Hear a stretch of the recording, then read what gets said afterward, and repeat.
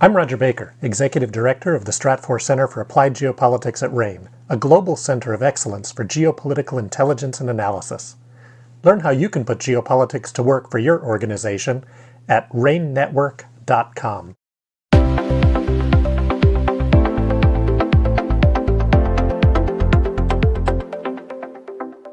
Hello and welcome to a special edition episode of RANE Insights. In this episode, RANE founder and Chief Collaborative Officer David Lawrence sits down with Jared Cohen, the co-head of the Goldman Sachs Institute and President of Global Affairs at Goldman Sachs. Jared joined Goldman Sachs in 2022 as a partner and is involved in the Management Committee and the Firmwide Client Franchise Committee. Previously, he was the CEO and founder of Jigsaw at Alphabet Inc., and served as Google's first Director of Ideas and Chief Advisor. He has also worked on the Secretary of State's policy planning staff and advised Condoleezza Rice and Hillary Clinton. Cohen is a New York Times bestselling author of 6 books. We hope you enjoy this episode. Jared, it's great to reconnect, and it truly is a privilege and honor to be able to speak with you in the context of our conference with the NASDAQ, and I look forward to catching up more fully with you following our conversation today. You've had a great career. I thought it might be helpful maybe just to begin with a quick summary of some of your professional accomplishments, and obviously you're now at Goldman's Global Institute, so we want to unpack what you're doing there, but maybe a quick introduction for the audience about some of the positions you've had, and I'll call it the journey around your thinking. That sounds good. I'm thrilled to be here. So prior to being at Goldman, obviously you've had a career in I'll call it the quasi-public sector. You've been very much a public figure, writing, speaking, etc., but working at private sector companies such as Google and working with Eric Schmidt. Maybe just a little bit about the journey that's led you to Goldman. Look, I think that it's safe to say that I like building new things in big institutions. Some people like building new things in garages. Maybe I would like that. That's not what I do.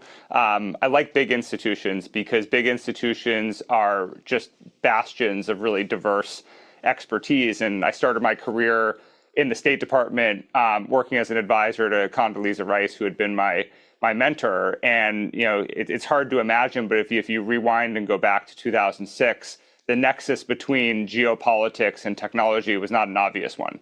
And we kind of built from scratch this idea of harnessing the power of technology to rethink how we do diplomacy, defense, and development. I continued on doing that for Secretary Clinton. And then I feel like one day I just kind of woke up and ended up at Google. I used to, when I was at the State Department, just pick up the phone and call CEOs in Silicon Valley and say, can I take you to some countries that from a market perspective are like tier 8, but from a geopolitics perspective are tier 1.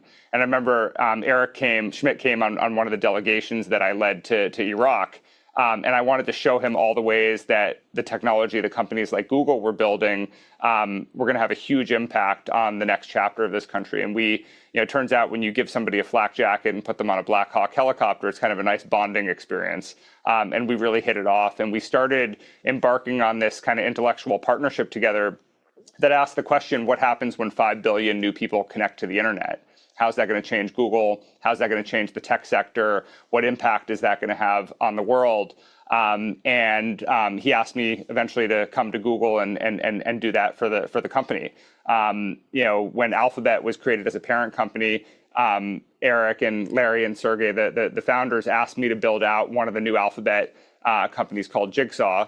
And that was all about taking the thinking we'd done about the impact technology was going to have on the international system and responding to the problems associated with tech as a destabilizing force with technology of our own. So dealing with problems of disinformation, state-sponsored cyber attacks, the spread of controversial content, conspiracy theories, extremism, et cetera. And what's interesting is over the years, when the story of a nexus between geopolitics and business was a technology story, or kind of exclusively a technology story, Google was a great platform to do that. But what COVID did is it revealed that the geopolitical center of gravity had really moved to this dynamic between Washington and Beijing, and every business in every sector and geography was kind of getting caught in the crossfire of a return of great power competition. And I ended up at Goldman Sachs in large part because I think it's really well positioned to grapple with the two mega trends that the world is grappling with: the most uncertain geopolitical moment in at least 2.5 decades, and the most significant technology with generative AI created since the invention of the internet. And it's interesting because we're having this conversation, Jared, at a time when the National Association of Boards of Directors has issued, I'll call it an advisement to their members about the importance of geopolitics and board responsibility. And you've already alluded to the intersection of technology and geopolitics. And as your role at the Global Institute at Goldman has evolved, talk to us a little bit about what you're trying to accomplish and about your interactions with many of not only Goldman's clients, but government officials who are anxious to have a broader perspective. Look, what's happening in a geopolitically volatile world, which, by the way, I expect to get much worse for much longer, and we can dig into that.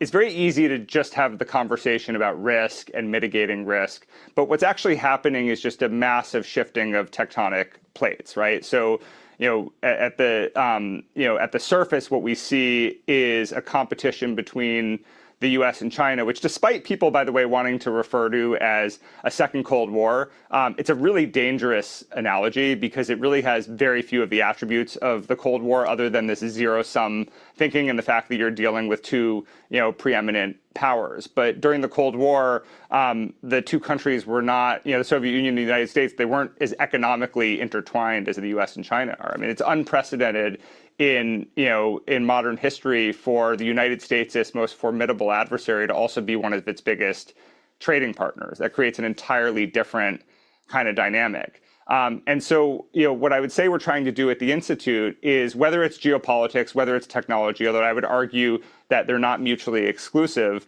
our clients are asking questions about what the role is of their company and what the opportunities are, given the volatility in both areas. And what we're really interested in is, working with each client. Look, sometimes they're institutional, sometimes they're family offices, sometimes they're corporate, and helping them find new opportunities that are arising as a result of the geopolitical volatility and what's happening in particular with AI. And so it's an exciting time because there's a lot of opportunities to kind of originate new types of business. One of the things I like to say is commercial success can actually be a form of diplomacy.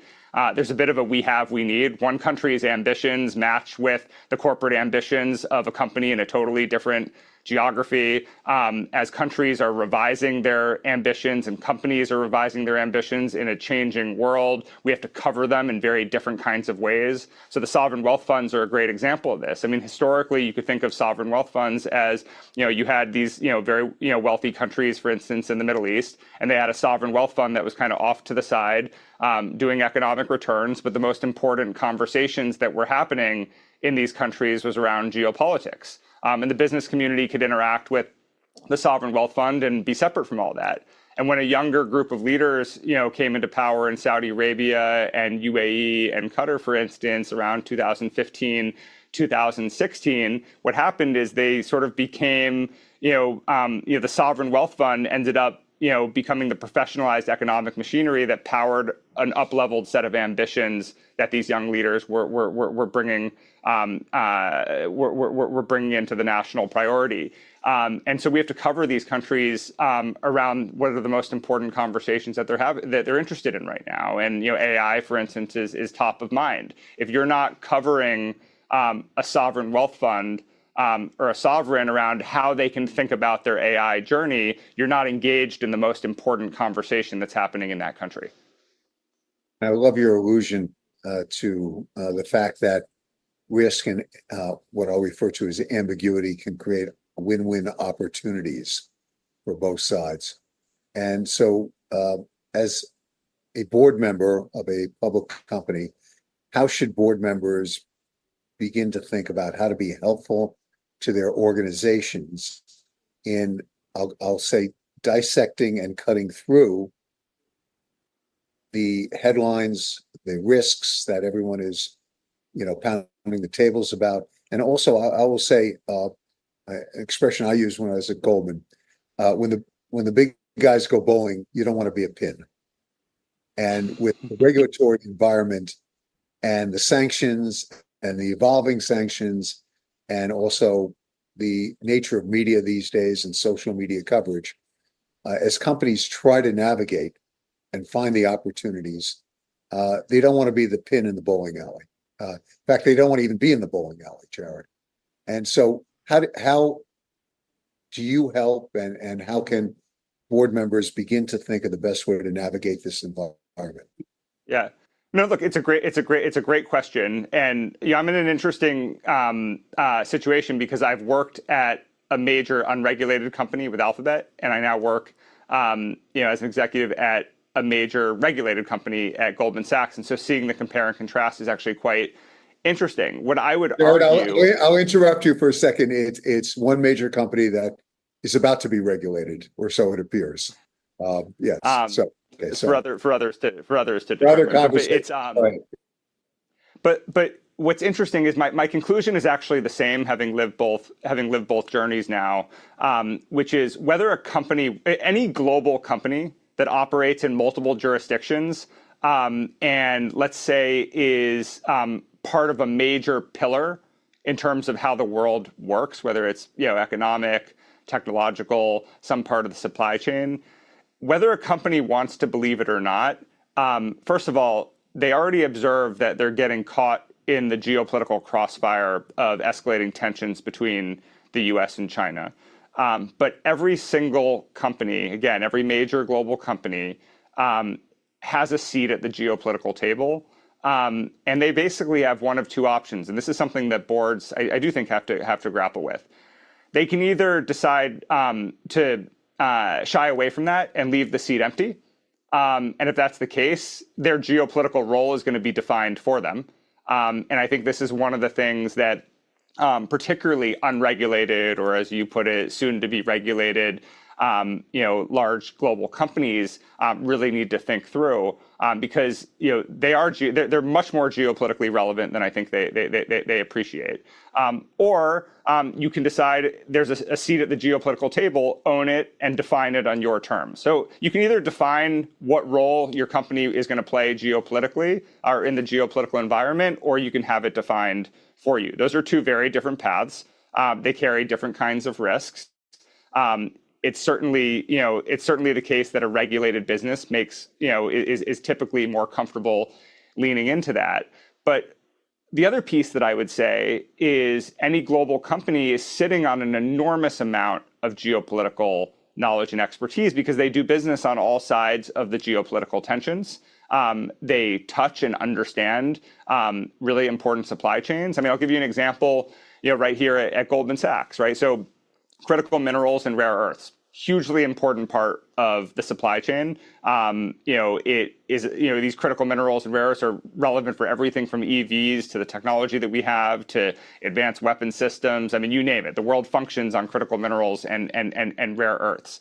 That's a supply chain that the U.S. has called out as strategically important, and that needs to be diversified. Goldman Sachs, we have a banking business where we deal with all steps of the value chain in critical minerals, from the mining all the way to the refining and processing and everything in between. But we also have a commodities business. And so our traders really understand the supply chains of the 50 critical minerals and 17 rare earth elements. And so the question, or the elusive question that everybody's asking is, can that supply chain be diversified? There's a shared set of facts that needs to be illuminated to be able to answer that question. And so what we're able to do is lean into all the different businesses that we have across the firm that touch that supply chain and dissect it. And I view it, the metaphor that I use is the critical minerals and rare earth supply chain is a picture on a puzzle box that we can't see. And we go find all the different pieces of the puzzle throughout the firm, and we put it together. And what it does is it tells you a story about that supply chain. And when you put the pieces together, you realize, okay, you can diversify the mining.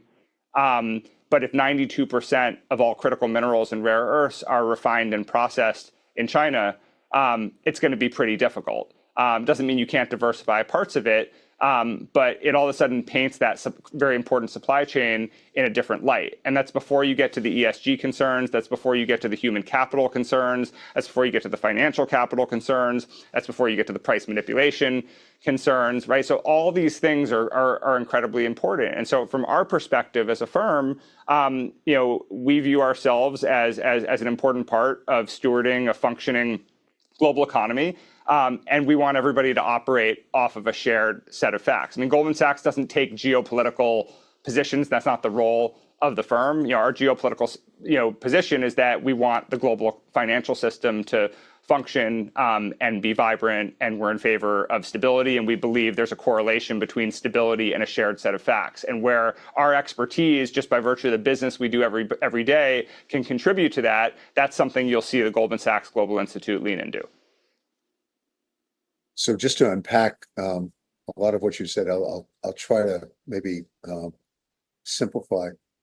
I have always seen, and you've articulated the case, that leading companies are in fact ambassadors of the United States, and ambassadors for our way of business, and has all sorts of impact in terms of the reputation of our country and whether people want to come here and live and start businesses and invest capital. And companies can either choose to, be part of that process or have it dictated to them. One of the things that I've been very, very focused on, we've evolved, and there was a big debate during COVID. In fact, the purpose of companies. What is the purpose? And it came up in we'll call it the ESG context. It's come up in terms of DEI and other things, but clearly the debate has transcended. Okay, companies have, if not multiple purposes, their obligations to their shareholders, but their actions have consequences, and what they do around the world has all sorts of implications for public policy and foreign policy, et cetera. And you talked about a seat at the table. Can you maybe just talk a little bit about what you and the Global Institute try to do to help facilitate, I'll call it, a comfort level at that table? Because companies are not necessarily equipped to deal with some of the complexities that you have dealt with over your long career, and knowing what to do, how to act. They can be approached by all sorts of people, importuned, some properly, some improperly. They can find themselves unwittingly in bad mergers. They can think that they're doing the right thing by U.S. regulatory standards and policy, and all of a sudden find themselves in the crosshairs. They can find themselves in the wrong part of the world trying to do business. Can you maybe talk a little bit about how you try to navigate that and give the appropriate advice to the clients? Yeah, I mean, look, risks and controls are really important, and norms are important, and company or firm culture is important. I'll tell you an anecdote. When I was at Alphabet, one of the things that I used to try to do is, the engineers who would spend a lot of time, building facial recognition technology and, applying AI to all types of things that, could potentially be used for illiberal purposes. I used to make sure that we would, give them the geopolitical context, right? And, it would have been a mistake to assume that a really talented engineer building a great technology is thinking about how Vladimir Putin might use it or how some dictator might use it. And I think that it'd be easy to assign a nefarious intent there, which I actually never found to be the case. It was always an error of omission, not commission. And what I like about that prescription is there's a theory of change there, which is for technology companies, it is very important that the people who are in sort of an engineering silo have the geopolitical context in mind when they're building technology, so that they can sort of be almost like a first line of defense, as we call it in the financial world. And then I think for regulated businesses, there are a set of controls that are put in place that I think are end up being enormously helpful for this. I think what's actually kind of I think the way that I look at it more for a regulated business is there's actually a real opportunity to do good in the world, because if you look at some of the ambitions of countries, right, they want to up-level their human capital.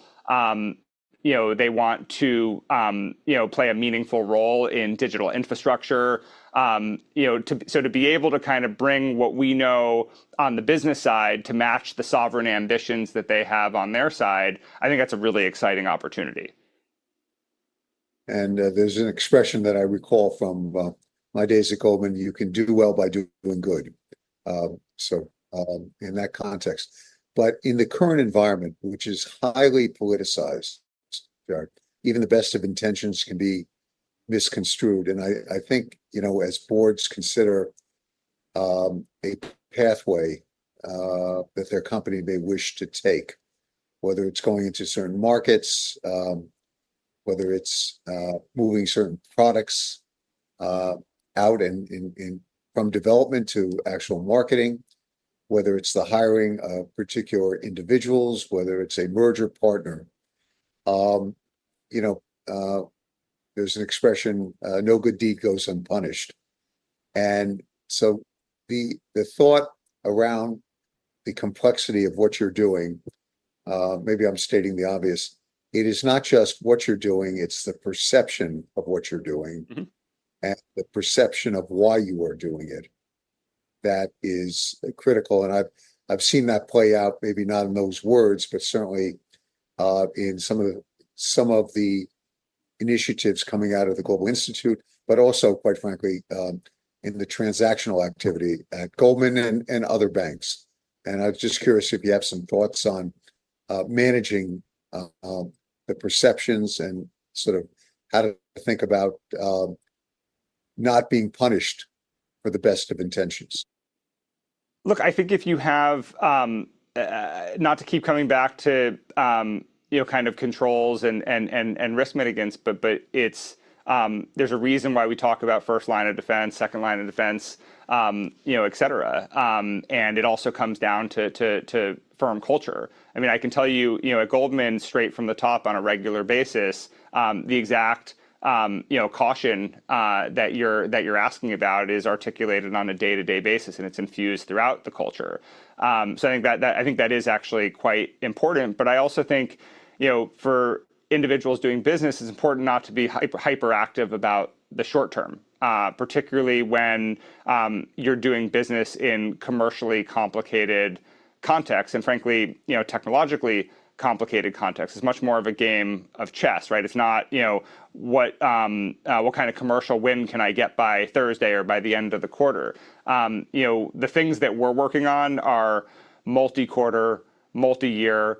They're designed to be very deliberate. And what I would say is one of the things that I've appreciated about Goldman, people might think it's strange, that I went from what superficially people think of as the most innovative place in the world, Alphabet, to try to drive innovation at a place that is highly regulated, which is Goldman. And I will tell you, there's something really special about the innovation environment here at Goldman that I've never experienced anywhere at any other place. And by the way, the fact that I came here is the best evidence of that. And it's an accountable innovation culture. So what I like is I can sit with a client and unpack their ambitions for their company, their ambitions for their country, if they're a sovereign, their ambitions for their operations, et cetera. And from that, come up with an idea. But what's interesting at Goldman is you get two immediate feedback loops. you get an immediate feedback loop from the control side about whether or not it's viable, and how complicated it's going to be to do. And then you get an immediate feedback from our two businesses, Global Banking and Markets and Asset and Wealth Management, as to whether or not and how commercial it is by virtue of how they spend their time. And so if you pay attention to those two feedback loops, you ascertain very quickly what you should vote off the island versus what you should build a nice house around at the island. And that's kind of my mode of operation. And obviously, there's the feedback loop from the client, but that immediate set of feedback loops is very important. You'll notice that I said the control side first. It's always, with any new idea, you go to the control side first, because the regulatory environment is always moving. As you mentioned, it's not just the regulations themselves, it's the norms. There's a lot of variables to account for. And what's great about a place like Goldman is it all gets flagged very, very early by somebody. And so it's a little bit counterintuitive, but it makes it an incredible place to try to innovate new ideas, because in an unaccountable innovation environment, you can work on something for a long period of time and never really know or get the feedback on whether it's viable, never really get the feedback on whether it's commercial, and you can waste a lot of time on something that ends up not seeing the light of day. Here, I think it's much clearer on what to double down on and what to focus on, and the firm does a very good job of making that clear, out of the gate. Without turning it into an infomercial for Goldman, part of that is the bench at Goldman, the diversity of talent and experience, and the ability to lend a diversity of perspectives as you think about the control side, as well as I'll call it the marketability. Jared, I've just invited you onto a leading corporate board, and they're looking to you to help facilitate the best way for their entire board to take in information and to analyze and understand that information in an environment where rapidly changing geopolitical events, regulatory developments, we'll call it public perceptions of the company, the social media. We have shareholder activists who are not always happy with the performance of the company. And at a time where we are thinking about entering new markets and we have new product lines that we wish to introduce, help the board think about what information they should be taking in, how to think about it, distill it, analyze it, the outside resources perhaps they should be relying upon. So I'll go back to something I said at the beginning, which is there's a reason I like big institutions, because they're often underdogs in terms of how much expertise they have, because the expertise is scattered and siloed and a little bit disorganized. So the first thing a board would need to do, what I would say is, look, every company is kind of asking roughly the same 10 to 12 questions about what's happening geopolitically and what's happening technologically. And so I'm going to assume, for purposes of this exercise, that the hypothetical company at play here that I've been asked to join the board of is asking those same 10 to 12 questions. What I would want to know is two things. One, what expertise does this said company actually have that informs the answers to these questions? And based on that expertise that the firm has, is it organized in a way that can be distilled so that the firm or company can actually answer those questions? And then assuming you figure that out, then you get the more opportunistic question, which is, how does the firm or company take the expertise that it has, feed it into a new machinery to better organize that expertise around those questions, and how does the firm and company then differentiate itself in the market relative to its competitors? So that's the approach that I would take. Your ability, the board wants some perspective not only on what is happening now, but what is likely to happen. And so how do you think about the ability to scan the horizon and try to at least anticipate? There's a great quote by President Eisenhower that essentially plans are worthless, but planning is everything. And so how do you think about the ability to foresee at least what possibly can happen in the future? Well, I do like Ike, so I'm glad you did a nice presidential reference. Yeah, you have something else So coming out about Eisenhower, by the way. I'll share it with you. Go ahead. excellent. I think one of the biggest mistakes I see companies making is to try to definitively predict the future in some binary way when it comes to geopolitics and technology. My view is what you should do is understand as a company, you know what the status quo is, right? Because that status quo is today. So as a company, you want to understand what are the types of shocks, what are the sort of archetypal shocks to the system that you're looking for that would cause you to change your behavior, either from a risk perspective or from kind of an offensive, opportunistic commercial perspective. So just sort of understand what those archetypal shocks to the system are, shocks to the market are. And then what you want to do is identify what are the inflection points along the geopolitical or technological timeline that increase the likelihood that one of those will happen. Because you can't predict what's going to happen. If you look at, let's take the current geopolitical landscape. You basically have four major geopolitical issues right now. One of them is foundational, which is these escalating tensions between the US and China, which really have no off-ramp as far as I can see it. Then you have two geopolitical crises that are fleeting, the war in Europe and the war in the Middle East, which I don't think right now either of those have an off-ramp, but I don't think that at the end of the decade, we're still going to have a war in Ukraine and we're still going to have a war in the Middle East. And then you have a fourth geopolitical issue, which is the US election, which is the only one that actually does have an off-ramp. But it's very geopolitically significant because when it was Trump versus Biden, Trump was the change variable. Now that it is Trump versus Kamala Harris, they're both the change variable. And I would argue Kamala Harris is a bigger change variable because we know less about who her people are on the geopolitics. And we know less about what positions she has on the geopolitics.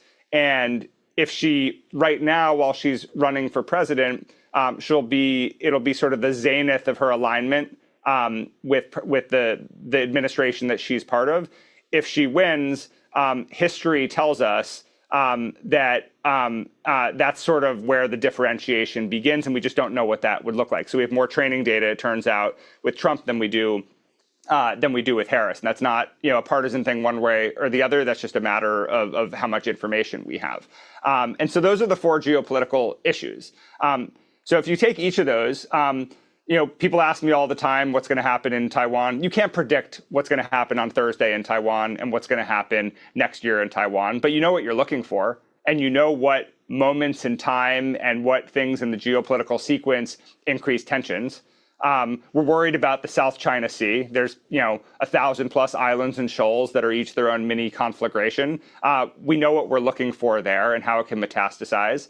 On supply chain escalation, we know what we're looking for there, and we know the different inflection points that could have an impact there. So it's not that we don't want to predict the future, but I think archetyping and evaluating along inflection points gets you better results than just trying to predict, here's what's going to happen this Thursday, here's what's going to happen next Tuesday. And it's the same with the wars in Europe and the Middle East, and it's the same with the US election. I mean, pollsters have been wrong longer than I've been alive. And the honest truth is nobody really knows who's going to win the election, and nobody knows what a second Trump presidency will look like or a Harris administration would look like. But you know what you're looking for, and you know what the timeline is. I think those are very, very important points that you've made. Have felt for a long time. Predictions are a fool's errand. I track with great interest, Jared, at the end of every year when really smart people are asked for their predictions for the next year. It is amazing what gets missed that nobody sees. The gods must have a sense of humor. And on the other side, I look, the explosiveness of AI as an issue, I didn't see that predicted by any of the great people, nor people were writing about the peace in the Middle East and how far we've come, the Abraham Accords, et cetera. And there's a great article in Foreign Affairs about the blossoming of opportunity there. And then, of course, the world shifted. And I love the notion of at least knowing what to look for and watching that, and not having the hubris that you necessarily have clarity in terms of how things will develop. The companion question I have for you, and I know you spend time in speaking with clients, is you can raise issues, but if you're familiar with the Cassandra complex, which is the gift of prophecy from the gods, but the curse of disbelief. Very often, you can be speaking and people will nod and stuff, but they won't necessarily act on it. They won't take it seriously. It doesn't happen right away. It fades. And I'm just reminded of this because we've spent a lot of time dissecting the pandemic, and it was described as the unpredictable event, the once in a 100 years, 200 years, it doesn't matter. But actually, a lot of people were concerned about it. Okay, our national security teams had written and identified the possibility of a global pandemic. Mayor Bloomberg was concerned enough that there was actually several years before a very brilliant 200-page analysis of what New York had to do for the not if event. It was just a question of when. And actually, the Council of Economic Advisors published a paper before the pandemic hit about how the U.S. was not prepared. How do you think about making sure that people sort of continue to keep their eye on things, that they don't forget what it is you're trying to share, and that it actually can be implemented in a company's culture? So look, I think just it's human nature. By default, you have to take amnesia as a foregone conclusion and get ahead of it. That it's just we talk about kind of normative controls. When it comes to getting ahead of a crisis, it's just better not to give anybody the benefit of the doubt that they remember the last one. But terrorism is a great example of this, right? The idea that we spent 20 years obsessively fighting a war on terror. COVID happened, everybody went inside, reemerged, and the terrorists gave up, and nothing mattered except tensions between the U.S. and China. The horrific terrorist event that happened, a terrorist attack that happened on October 7th, to me was the surprise that should not have been a surprise for this very reason. We forgot that for 20 years, this was a persistent problem and it didn't go away. It just got sort of ranked down in the sort of Maslow's hierarchy of needs of geopolitical problems, that we stopped paying attention to it. And there's nothing that destabilizers find more favorable to their cause than a false sense of complacency that causes everybody to move on. I would say one of the things that I'm most worried about, the thing that actually keeps me up at night, and I'll give you sort of a frame of reference. The realpolitik frame of reference for this is there's a lot of growing concerns about kind of a loose partnership between North Korea, Iran, Russia, and China as it pertains to kind of revising the international order through various destabilization tactics. And you see this in the war in Ukraine. You see this in the war in the Middle East right now. I wouldn't be surprised if we wake up one day and we see it with revived tensions on the Korean Peninsula. By the way, we're seeing it with a significant investment in China in their nuclear capabilities that will take a one-to-one nuclear non-proliferation regime that's dominated by the U.S. and Russia and turn it into a 1-to-2. Which is would be a quite significant change. That's the realpolitik sort of loose structure that I think can cause a crisis in one part of the world to cascade into a multitude of crises, which is what I think boards need to be mindful of. But the one that I think is the most contagious is the social mediaification of every single conflict. To me, I think we're all surprised that a war in the Middle East that followed a terrorist attack in Israel has resulted in the U.S. and what we've seen unfold on college campuses and elsewhere. And this is just the beginning. This is a phenomenon that we don't fully understand, driven by a generation that we don't fully understand on platforms that we thought we understood, and that also keep proliferating. right? And so, you talk about getting ahead of something. To me, there's nothing that is like more glaringly obvious than the impact that the social mediaification will have on every single problem that we face. I mean, I almost feel like, you can sort of look at the Middle East right now and kind of call it a Guns of August type moment for the region. I look at what's happening on social media as kind of a global Guns of August type moment. It's just what it's doing is it's elevating tensions everywhere. It's causing mini mobilizations, mass mobilizations, and it makes the world very susceptible to some kind of a trigger.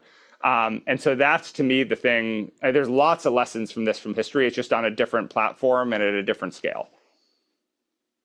Just in the final minutes we have, this last point, you sort of remind me of Marshall McLuhan as he unpacked the impact of a 7 o'clock newscast on television around dinner time, and how that might, sort of evolve and impact Americans and how they think about the world. So I know the Global Institute is doing a lot of work, obviously, with the clients, but government agencies are no less interested in how you're thinking about the world. But how best to really begin, as you said, I love the summary of social media and the platforms and the generations. How do you begin earlier on to unpack what the potential implications are for new technology and how that new technology can be applied, be used, relied upon? It is no small irony, Jared, that the time where people are talking about the divestment of TikTok, that our presidential candidates are on TikTok and using it extensively. And quite frankly, nobody, I think, anticipated the impact that this would have on our political environment. But how do we begin to unpack and understand the range of implications, consequences, first, second, third orders? So I view understanding this in the context of technology the same way that I view what I said about geopolitics, which is you can't predict, but what you can do is know what you're looking for and identify what the inflection points are that might reveal some of what you're looking for. And so let's take AI as an example. It's an obvious example to focus on given its significance. There's some things that we know, but there's like 10 to 12 known unknowns that the smartest people in AI, the most powerful people in AI, the most celebrated people in AI do not know the answers to. They have opinions and they have predictions, but there's not yet a binary answer. So for instance, will we see open models win out over closed models? That is a major inflection. That is a major known unknown. There will be several inflection points over the next 8 to 24 months, and it has huge implications. Huge implications. Has big implications for businesses, because if we go the route of open, it actually means that maybe smaller models trained on context-specific data that are fine-tuned to open, to larger foundational models that have been open source will end up winning out. It has huge implications for China's ability to catch up. Right now, they have an uphill battle when it comes to large language models. It has huge implications for who the winners and losers are in terms of the businesses in the space and the ecosystem. Has huge political ramifications, huge military ramifications. So that's one. A second is, where is AI infrastructure going to be built? So by 2027, there's going to be north of $400 billion of revenues generated from AI chips that are built and produced. There's less than 2% vacancies in U.S. data centers, and the amount of power that's going to be required to meet that AI demand by 2027 is something some insane number, like 45 to 65 additional gigawatts of power that are going to have to be brought online. And it can't be intermittent power like solar and wind. You're talking about kind of baseload power, a lot of which we've offloaded, as part of the energy transition. So the U.S. in theory has enough energy capacity to meet this demand, but it's politically fraught and complicated for all the reasons that we understand given the politics in the country. And so who else is going to build it? Canada, Finland, Australia certainly have the capabilities. They're going to have some of the same political challenges that we have in the US. You can build it in the Middle East where there's cheap energy. They have an enormous amount of capital. They know how to build infrastructure at scale very quickly. They can do it near the sea for liquid cooling. They have the sovereign incentive to do it. They control the regulatory environments, but that comes with its own challenges as well. And so there's this fork in the road that's going to play out between now and 2027, where we're going to get better indications as to where the future of AI infrastructure is going to be built. And it's very unlikely that all of it is going to be built in the US. That's another big known unknown. Another big known unknown is, what are the real illiberal use cases of this? We can speculate and we know what we're looking for, but we haven't yet seen generative AI be used in a geopolitical context or a political context for something that is truly catastrophic. I define truly catastrophic as like major loss of life, major loss of livelihood, major sort of, disruption to the markets or the international system. It's hard to imagine that won't eventually happen. So that's another known unknown, right? So again, you can't predict exactly how it will manifest, but you can again come up with these kind of archetypal, hypothetical examples that represent a larger pool of things that you're looking for. And again, we know what the milestones are. And particularly in the AI space, the companies are always telling us what the milestones are and when they'll hit and so forth. And so again, it's a combination of the timeline and understanding what you're looking for. Jared, I want to thank you for a very, very thoughtful conversation. I'm not sure I'll sleep better tonight, but it is these are very helpful perspectives for board members in terms of how to think about the world, how to take in information, analyze it. And obviously, the institute that you're leading has been extraordinarily helpful in providing guidance and quite frankly, real-time advice. And so I'm going to thank you for your public service, and hopefully government officials are also taking notes because they're setting policy. And unfortunately, it has often been observed that there is a regulatory curve and it seems to be a bit behind the initiation and the offerings of technology and how it can be used. So again, thanks for your great career, but in particular, thanks for everything you're doing right now. Thank you very much. Appreciate you having me.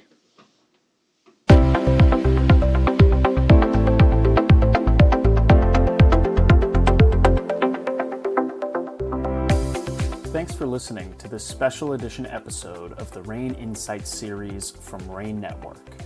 On September 9th, RANE and Nasdaq hosted the 2024 Risk Summit, Redefining Resilience, Building Board Resilience During Continuous Change.